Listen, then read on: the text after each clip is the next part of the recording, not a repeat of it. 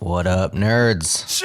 I'm Jared, and this is Changelog News for the week of Monday, December 8th, 2025. We are quickly approaching last call for State of the Log voicemails. We record the show in a week, and we have to give BMC time to make the remixes, so if you're thinking about sending one in, and you should, now is the best time. Submit yours today at changelog.fm/SOTL. Okay, let's get into this week's news.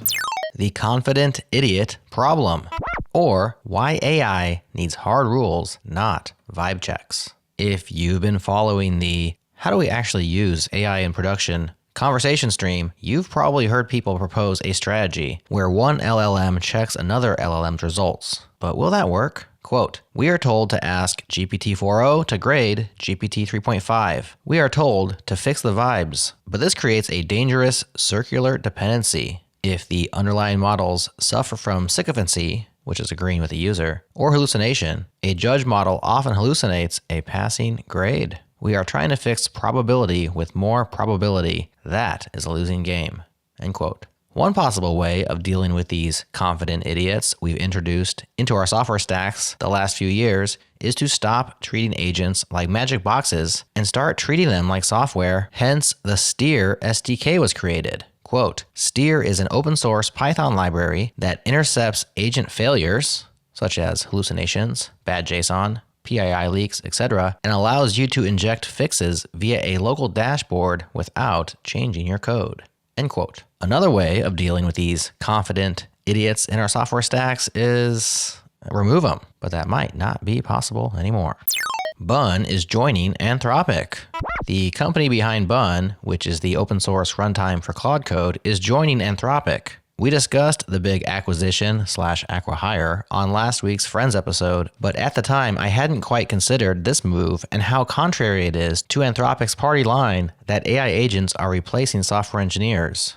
From Anthropic's announcement, quote, we've been a close partner of Bun for many months. Our collaboration has been central to the rapid execution of the Claude Code team, and it directly drove the recent launch of Claude Code's native installer. We know the Bun team is building from the same vantage point that we do at Anthropic, with a focus on rethinking the developer experience and building innovative, useful products, end quote. Bun is open source. Why not just fork it and have a Claude Code-powered engineer make all the necessary changes and upgrades to the runtime that Anthropic needs? Perhaps because there's no getting there from here, at least not yet. Jared Sumner and the Bun team's expertise is what's so valuable, still, even to Anthropic. Claude can't recreate classic Space Jam site. Jonah Glover tried to recreate everyone's favorite 1996 website by giving Claude Code, which is running Opus 4.1, a screenshot of the site and all the associated assets. It failed repeatedly in all the ways I would expect from my own front-end and design attempts with the tool. Jonah's finding, which is quite relatable, quote, once Claude's version existed, every grid overlay, every comparison step, every precise adjustment was anchored to his layout, not the real one. At the end of all of this, I'm left with the irritating fact that, like many engineers, he's wrong and he thinks he's right. What this teaches me is that Claude is actually kind of a liar, or at least Claude is confused. However, for the drama, I'll assume Claude is a liar, end quote. I've been giving Claude Code a lot of props lately, but I've also been giving it a lot of tasks that it can't quite accomplish. This process starts off as fun and interesting, but each time it ends in failure, I am perplexed by all the possible failure paths. Was it me? Am I prompting? Was it the agent? Was it the model? Or perhaps I'm asking for things that aren't easily accomplished with today's tech. I can be quite demanding. This all makes me yearn for the days when the only one to blame for my failures was me. It's now time for sponsored news.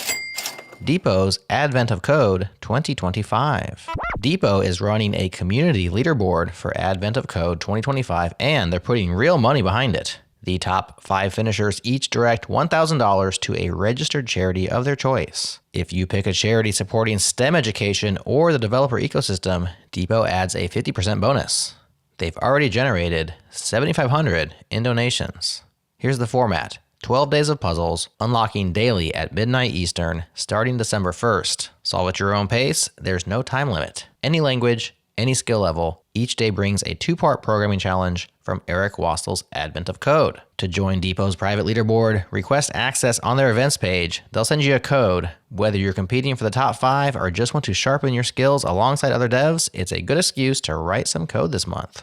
Check it out at depot.dev/events/advent-of-code-2025 or just follow the link in the newsletter. It's also in your chapter data. Thank you to Depot for sponsoring Changelog News.